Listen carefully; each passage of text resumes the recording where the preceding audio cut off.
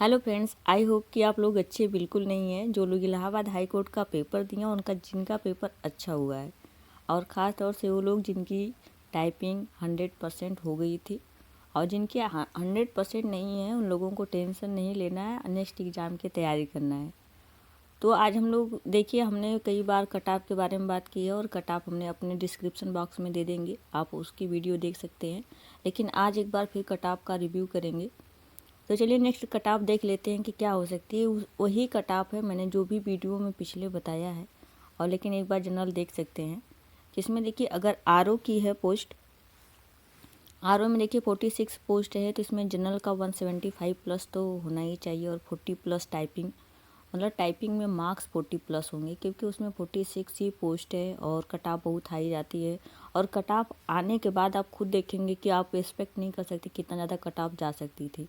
इससे पहले जो भी इलाहाबाद हाई कोर्ट का पेपर हुआ था, उसमें जो आरओ की कट-ऑफ आई थी वो 210 इसलिए गई थी क्योंकि पोस्ट ठीक ठाक थी उसमें, और उस टाइम इलाहाबाद हाई कोर्ट करा था। इस बार एनटीए करा रहा है और नॉर्मलाइजेशन होने वाला है, क्योंकि पेपर कई शिफ्ट में हुए हैं, तो नॉर्मलाइजेशन होगा तो जिनका मार्क्स मान लीजिए कट ऑफ मिलाने पर ठीक ठाक आ रहा है, हो सकता है आपका थोड़ा सा ईजी शिफ्ट रहा हो। और नॉर्मलाइजेशन बिल्कुल लक पर बेस होता है, अगर आपकी लक अच्छी होगी तो आपके शिफ्ट का मार्क्स बढ़ेगा, अगर नहीं होगी तो आपका शिफ्ट के मार्क्स कम ही होंगे। तो आरओ की तो नहीं बात करते हैं कि आरओ में वो बहुत अच्छे लकी लोग होंगे जिनका होगा, और उनके लिए बेस्ट विशेस और हो कांग्रेचुलेसन। और लेकिन तो फिर एआरओ की बात करते हैं। एआरओ में देखिए बहुत सारी सीटें हैं, तो बच्चे भी बहुत ज़्यादा दिए हैं। 8 शिफ्ट में पेपर हुआ था लगभग, सॉरी 12 शिफ्ट में पेपर हुआ था लगभग, और 12 शिफ्ट में भी ये भी नॉर्मलाइजेशन होंगे मार्क्स। इसमें कोई शिफ्ट बहुत ईजी आई थी, जैसे फर्स्ट और सेकेंड डे की शिफ्ट बहुत हार्ड लोग बता रहे थे, या तो हो सकता है स्टार्टिंग थी इस वजह से हार्ड आई हो। तो इसमें देखिए एआरओ वाली पोस्ट जो भी है, इसमें जनरल में अगर आपका 250 प्लस जाता है, सॉरी 205 प्लस जाता है, यानी कि जीएस में आपका 160 प्लस बन रहा है और आपकी टाइपिंग हो गई है ठीक ठाक, और इसमें 40 आपका बन रहा है, तो आप अपने आप को सेफ स्कोर मान सकते हैं। और नेक्स्ट एग्जाम पर फोकस करते रहिए, क्योंकि इसका रिजल्ट बहुत ज़्यादा वेरी करता है। आपके मार्क्स अच्छे भी थे, टाइपिंग भी ठीक ठाक हुई थी, हो सकता है सिलेक्शन हो नहीं हो, इस पर हम डिस्कस नहीं करते हैं, लेकिन हम स्टूडेंट हैं और आशा कर सकते हैं कि हाँ मेरा सिलेक्शन हो जाएगा। और पॉजिटिव वे में तैयारी करते रहिए, इतना मान के चलिए कि रिजल्ट आने वाला है और जल्दी ही रिजल्ट आउट हो जाएगा, लेकिन उसके बीच की जो टाइम है आप अपना वेस्ट मत करिए। नेक्स्ट एग्ज़ाम है, क्योंकि एग्ज़ाम भले ही होंगे आप इलेक्शन के बाद, लेकिन होना है एग्ज़ाम, और तैयारी आपकी अच्छी रहेगी तभी सिलेक्शन हो सकता है, क्योंकि पोस्ट और वैकेंसी बहुत कम आती हैं, और इन 5 सालों में तो बहुत ही कम आई है। तो जिनकी भी एज आज मान लीजिए 21 मान के आप चल रहे हैं, 22 23 है, तो आप 28 के कब हो जाएंगे पता नहीं चलेगा। तो आपको अपने एग्ज़ाम पे फोकस करते रहना। अगर इसमें हो जाता है तो आप अपने अदर एग्ज़ाम की तैयारी करेंगे। ऐसा तो नहीं है कि आपको ज़िंदगी भर इलाहाबाद हाई कोर्ट में रहना है, क्योंकि इलाहाबाद हाई कोर्ट लगता तो है समीक्षा अधिकारी पोस्ट है, लेकिन वो काम क्लर्क का ही होता है।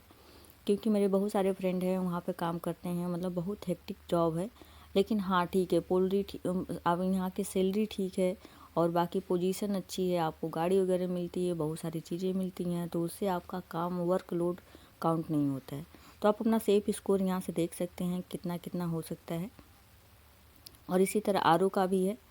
अब हम बात इसकी कट-ऑफ कितना नहीं करते हैं, और रिजल्ट देखिए, रिजल्ट इसका आ जाएगा कम से कम 8 फरवरी को, जहाँ तक मेरे कुछ फ्रेंड हैं बता रहे हैं कि 8 फरवरी को आउट हो जाएगा फाइनली, लेकिन हम आशा मान के चलते हैं कि मान लीजिए 5 फरवरी से 12 फरवरी के बीच आ सकता है। तो आपका रिजल्ट जल्दी ही आने वाला है। आपके पास बहुत कम टाइम बचा हुआ है अदर एग्ज़ाम के लिए, तो आप अपने अदर एग्ज़ाम पर फोकस करते रहिए। चलिए अब देख लेते हैं कि इसका जॉब प्रोफाइल क्या है, कितना दिन होता है ज्वाइनिंग, तो कैसे कैसे क्या क्या मिलता है, क्योंकि मेरे कुछ फ्रेंड हैं जिनका 2016 में सिलेक्शन हुआ है, तो और बाकी इसका बेसिक पे वगैरह भी देख सकते हैं आप। जैसे इलाहाबाद हाई कोर्ट में जो एआरओ का स्केल है, मतलब ग्रेड पे जो रेंज है 44 से स्टार्ट होता है, 140 मतलब लाख के बीच है, तो 1,40,400 के बीच है, और इसका जो इन हैंड सैलरी आती है वो 56,000 आती है। तो इन हैंड सैलरी मतलब 56,000 तो नहीं आती, इसकी बेसिक सैलरी है 47 या 44 है, लेकिन अदर अलाउंस जैसे डीएनएस अलाउंस और house rent allowance, children education, cash handling allowances सब सारी चीज़ें मिलाकर आपकी इन हैंड सैलरी बन जाती है 56,000। और आरओ में भी ऐसे ही सारी चीज़ें मिलती हैं और आरओ की सैलरी हो जाती है आपका 59,000 इस टाइम है, लेकिन इस टाइम 62 61 आती है, तो इन हैंड सैलरी होती है। अगर इनका अलाउंस देख लेते हैं, जैसे टीए टीडीए डीए और एचआरए होता है, तो जैसे आरओ के लिए देखिए होता है 8,000 जैसे हाउस रेंट होता है, और एआरओ के लिए 7,000। और इसी तरह ये सब काउंट करते ये सब सैलरी में जुड़ता है, जबकि बेसिक सैलरी इतनी नहीं है, ये सब अलाउंस है और जिनका हमारे जो भी बेसिक सैलरी उसमें ऐड होता है। नेक्स्ट देख लेते हैं कि ग्रेड पे क्या है। तो देखिए आरओ का जो ग्रेड पे है वो लेवल 8 का है और इसका 48,000 है ग्रेड पे, और बेसिक सैलरी इसकी 47,600 बनती है, लेकिन अलाउंस वगैरह जोड़ते जोड़ते लगभग 58-59 बनता है। इसी तरह एआरओ का है, तो एआरओ का देखिए लेवल 7 है और इसकी बेसिक सैलरी है 44,900, लेकिन अभी मैंने पीछे बताया कि इसकी इन हैंड सैलरी बनती है 56,000। तो ये जो भी अलाउंस मैंने दिया है डीएनएस डीए टीए ये सब जुड़ जाते हैं, और सैलरी जो आपकी बेसिक अकाउंट में आती है वो लगभग 56,000 एआरओ में आती है, 59,000 आती है आरओ में। अब देख लेते हैं कि आपको आरओ बनने के बाद करना क्या क्या होता है, क्या क्या रिस्पॉन्सिबिलिटीज जो होती हैं। तो देखिए रिस्पॉन्सिबिलिटी यही होती है कि जो भी हियरिंग होती है कोर्ट में, उसके लिए रिव्यू ऑफिसर क्या करता है, ब्रीफ नोट्स तैयार करता है और उस जो टेबल पे हियरिंग होती है उसको वो लेटर स्टेज पर पहुंचाता है या कि फॉरवर्ड करता है कि हियरिंग में ये सारे प्रोसेस हैं उसको पहुंचाता है। नेक्स्ट है कि अगर आपका मान लीजिए बहुत अच्छे सीनियरिटी अच्छी है आपकी और आपका एक्सपीरियंस हो गया, बहुत दिन से आप रिव्यू ऑफिसर, तो अदर रिस्पॉन्सिबिलिटी भी दे दी जाती है, जैसे हाई कोर्ट में कोई भी काम होता है तो वो भी दिया जाता है। और पावर की बात करें तो रिव्यू ऑफिसर को इतना ही पावर होता है कि जो भी हियरिंग की फाइल होती है उसको रोक देता है या डिले करता है। तो वही कहते हैं कि वहाँ समीक्षा अधिकारी में लोग बहुत पैसा कमाते हैं, यही होता है कि जब वो फाइल को रोक देते हैं तो जिसका काम होता है उनको पैसा वगैरह देता है या जो भी बातें करता है, तो ये हियरिंग में बस यही पावर उनको होता है कि वो हियरिंग की फाइल को रोक देते हैं।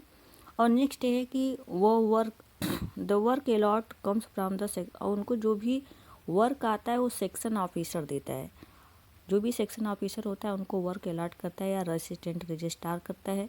आरओ की टाइमिंग होती है 9:30 से 4:30, लेकिन कभी कभी काम बहुत ज़्यादा होता है तो 4:30 बजे ही नहीं आ पाते लोग, 8 बजे 9 बजे रात में भी आते हैं जब बहुत ज़्यादा हियरिंग की टाइम होती है या बहुत ज़्यादा हियरिंग चल रही होती हैं। और एक कोर्ट पे भी बेस्ड करता है और जज पे भी बेस करता है। अगर अच्छा जज है तो आपको टाइम नहीं मिलता है बिल्कुल, अगर नहीं काम करने वाले जज हैं तो आपको टाइम मिल जाता है, आराम से 4:30 बजे घर आ सकते हैं। और उसके बाद देखिए इसके बाद आप बनते क्या क्या हैं, यानी कि आपका रैंक क्या क्या होता है। तो सबसे पहले रिव्यू ऑफिसर क्या होती है, क्लास 2 की पोस्ट यानी ग्रेड बी है और गैजेटेड पोस्ट है, यानी कि आप राजपत्रित अधिकारी बनते हैं और सर्विस 2 इयर्स की होती है, मतलब एज आरओ। फिर सेक्शन ऑफिसर बन जाते हैं आप, आरओ के लिए 2 साल तक तो आप आरओ रहेंगे यानी रिव्यू ऑफिसर रहेंगे। फिर उसके बाद आपका प्रमोशन हो जाएगा सेक्शन ऑफिसर के लिए। सेक्शन ऑफिसर होते हैं 6 से 7 साल तक, लेकिन ये टाइमिंग अब धीरे धीरे घट रही है, क्योंकि मेरे फ्रेंड जो हुई थी और 2016 में और उस सेक्शन ऑफिसर भी हो गया और बता रही है कि बहुत जल्दी वो असिस्टेंट रजिस्ट्रार बन जाएगी। तो मतलब कि टाइमिंग जो 6 से 7 साल का ये घट गया है और वो असिस्टेंट रजिस्ट्रार बनने वाली है अब इसी मंथ या नेक्स्ट मंथ।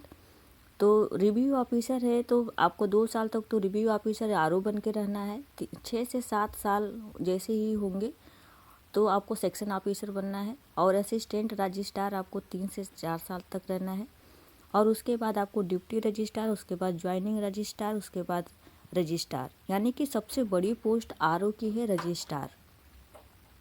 और इसी तरह एआरओ का है तो एआरओ आप 2 साल तक एआरओ रहेंगे, उसके बाद आपका आरओ में पोस्टिंग प्रमोशन होगा, फिर आरओ के बाद आपके सी में ही सारी पोस्टेज रहेंगी।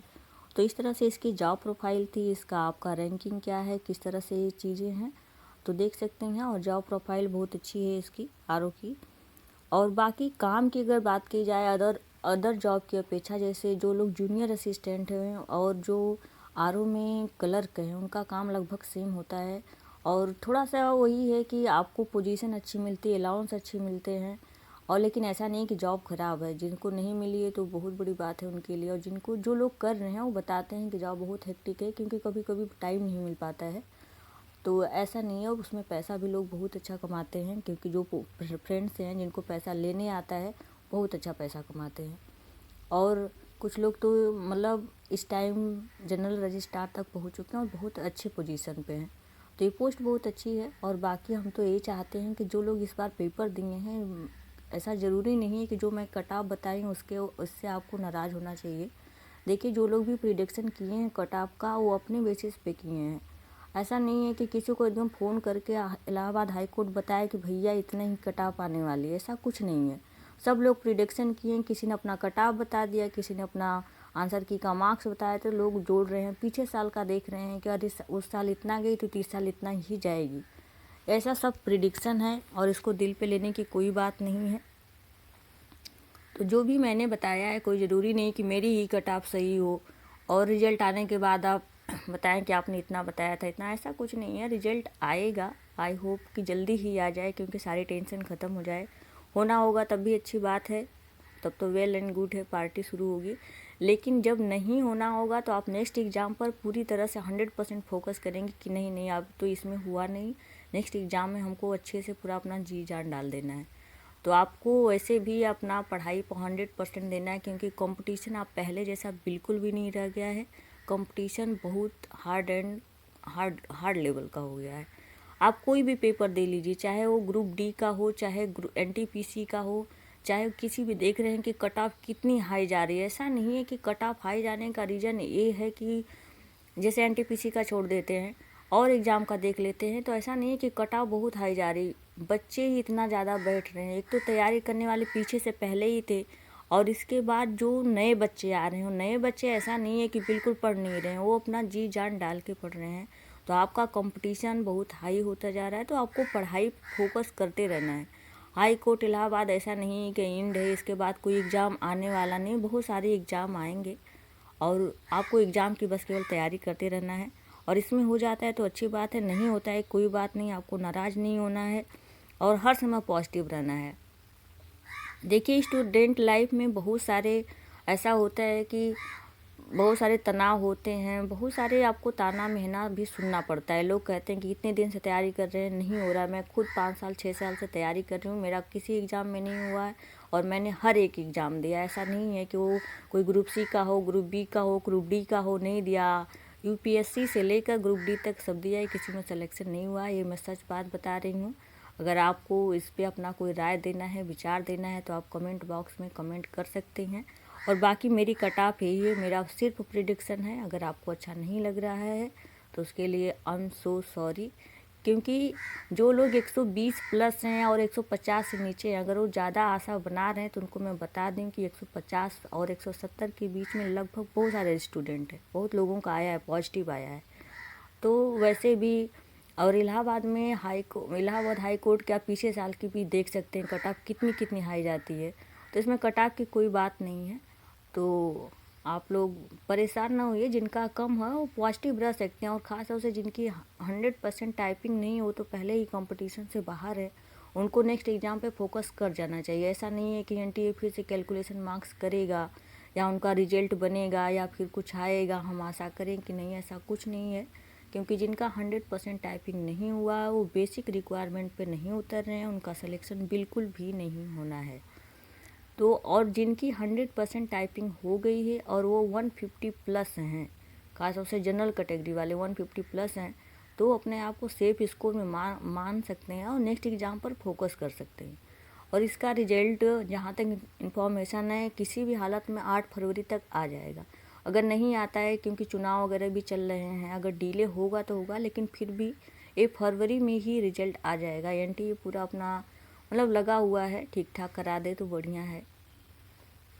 क्योंकि वहाँ कैलकुलेशन मार्क्सिंग कैसे होने वाले, नॉर्मलाइजेशन ये लोग कैसे करेंगे, किसी को कुछ नहीं पता। हर शिफ्ट में मान लीजिए किसी का 165 प्लस आ रहा है, अभी नॉर्मलाइजेशन हो गया, आप 160 पे आ गए, या नॉर्मलाइजेशन हो गया आपका बढ़ गया 170 पे आ गए, तो ये इसलिए मार्क्स बहुत वेरी करेंगे। जिनका भी आंसर की आया है ठीक है, नॉर्मलाइजेशन होगा, मार्क्स घट जाएंगे बढ़ जाएंगे। आपको लग रहा है कि आपका 174 है, आपका नॉर्मलाइजेशन आ गया, आप किसी अच्छे शिफ्ट में थे, आपका 175 प्लस बन रहा था, आपका नॉर्मलाइजेशन हो जाएगा 150 पर भी आ सकते हैं। तो इसका इतना वेरी करने वाला है रिजल्ट। तो इसलिए जो लोग भी पेपर दिए और जिनके मार्क्स ठीक ठाक आए, आई होप, आई विश वो पॉजिटिव रहें और अपने एग्ज़ाम पर, अदर एग्ज़ाम पर फोकस करते रहें। क्योंकि इसके पहले अगर आपने पेट दिया है तो लेखपाल का पेपर है, अगर बीडीओ की वैकेंसी कैंसिल होती है तो वो आएगी वैकेंसी। और उसके बाद आपका अगर पीसीएस वगैरह अगर आप समीक्षा अधिकारी दिए हैं तो जाहिर सी बात है पीसीएस की तैयारी करते होंगे। तो नेक्स्ट आपका जून जुलाई अगस्त में पीसीएस होगा। और उसके बाद जो आयोग से आरओ आता है वो फिर नेक्स्ट ईयर आएगा, तो आप उस पर भी फोकस कर सकते हैं। ठीक है, थैंक यू दोस्तों, ये मेरा पर्सनल एक्सपीरियंस था, मैंने शेयर किया है। अगर आपको अच्छा लगा हो तो प्लीज़ कमेंट ज़रूर करें। Thank you so much.